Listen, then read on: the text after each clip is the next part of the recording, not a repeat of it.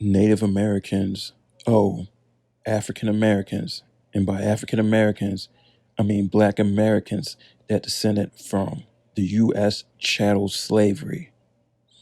They owe them reparations. Native Americans owned black slaves. These tribes owned them for at least 100 years. And you had Native Americans that also fought on the side of the Confederacy during the Civil War. And you had some that fought Union side as well. But the thing is, Native Americans, just like the white colonists, the white Americans, if you will, owned significant portion of slaves, be it from 8 to 20% of the population, in line with what was happening in terms of the United States, the colonies at that time. Now, the way it's presented to you, at least back in my day, back in my high school days, if memory serves correctly, that Native Americans did not have the physicality to withstand the heat and the ability to work out there in the fields. But according to new information I've received from the internet, credible sources, that was not the case. The case was, even though I did learn about this in high school as well, that it was harder to deal with Native Americans because they didn't know the land and they could escape. But that really was the reason that they knew the land and could escape, and they put a whooping on a lot of these white folks that it just wasn't worth the headache dealing with them or dealing with certain Native American tribes that would capture other Native Americans for them that could renege on the treaties or the disputes that you had amongst the tribes. Native Americans had that home court advantage, if you will. So that was the reason. The reason about them being too weak and having the physicality wasn't something that I found was a big issue or even brought up nowadays. So, yeah, there you have it. And at that point, that's when they last 100 so years of slavery. That's when you started having more blacks, more people brought from Africa into the colonies, into the United States to really put in that work because they say, hey, those guys don't know anything about the land. Native Americans also adapted Euro ideas from them and had no problem owning slaves. And now obviously they was able to exist independently of the United States. So the United States had to go to the tribes and say, hey, time to free these slaves, see if you can make them part of your community, tribes, give them citizenship. And these Native American tribes did renege on the citizenships for African Americans, slaves at that time, then let them be a part of that. So they reneged on that. And they made money off the slavery for at least 100 years. They was moving cotton so it could get to those factories up north and they could make money off that and profit as well, just like the white man. So yeah, there is reparations owed from Native Americans to Black Americans that descended from slaves that built the country. African Americans, they definitely owe it, and that's something that has to be addressed. And seeing about restoring citizenships as well, if that's something that people want to do nowadays. I don't know. Maybe they don't want to deal with that since there is some sorts of anti-black sentiment among Native Americans. Obviously, not all of them, but given the modern time, do you really need that citizenship? Do you really want to be part of that nowadays? Has that time already passed?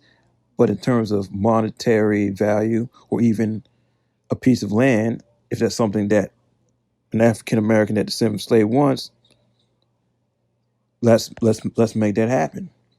Let's determine how much money was made in terms of slavery, even though we know the Native Americans, at least in terms of black experiences, past that, they weren't involved directly with the Jim Crows and the redlining, all that, because we weren't out there in those territories at that point.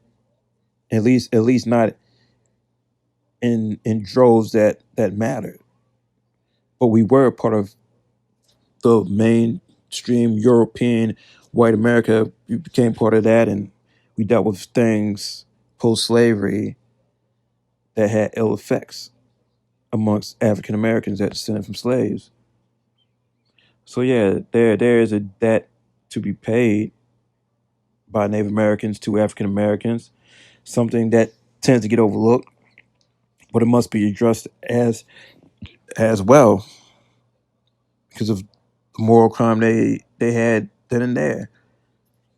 They could have outright refused to participate, but hey, they wanted to get that money too, so they held just as guilty and accountable during that period of time. They didn't want to help the black people take down the colonists or ingratiate them fully into their society, knowing the struggle.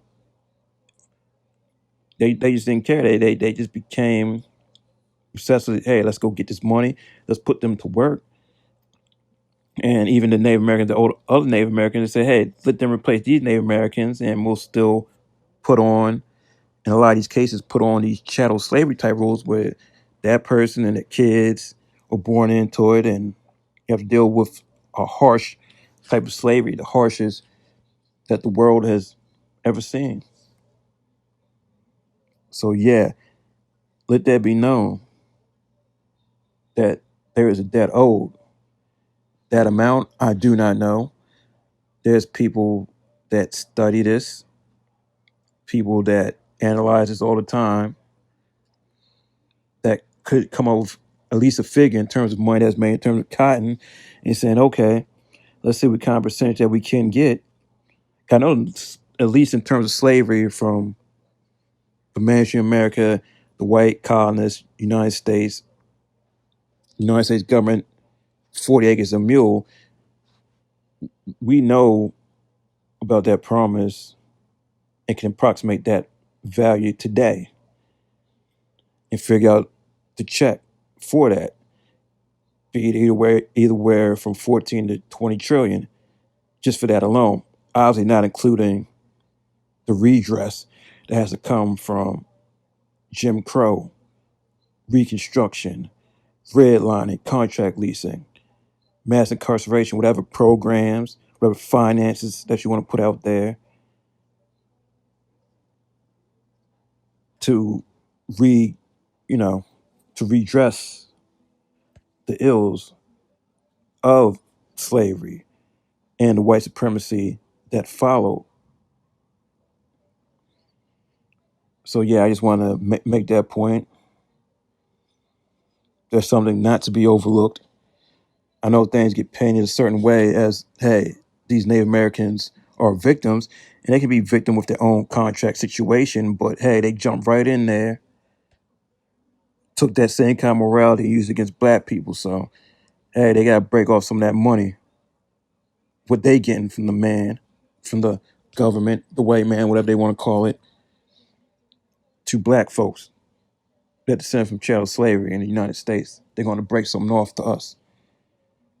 I just want to be known, and not to cast any aspersions on whatever is going on now, or blaming anybody in particular right now, but blaming them for not redressing what was done in the past, especially when they came to the mainstream government, United States government, said, hey, we got to be compensated for this, this, and that, where y'all messed us over in the past and did this and that. Okay, so now you got a firsthand understanding of why you need that redress, and that applies to us as well. So Native Americans, these tribes are going to have to get on the ball. They're going to have to be held accountable. They will not be in a consistent state of victimhood. They will have to be called out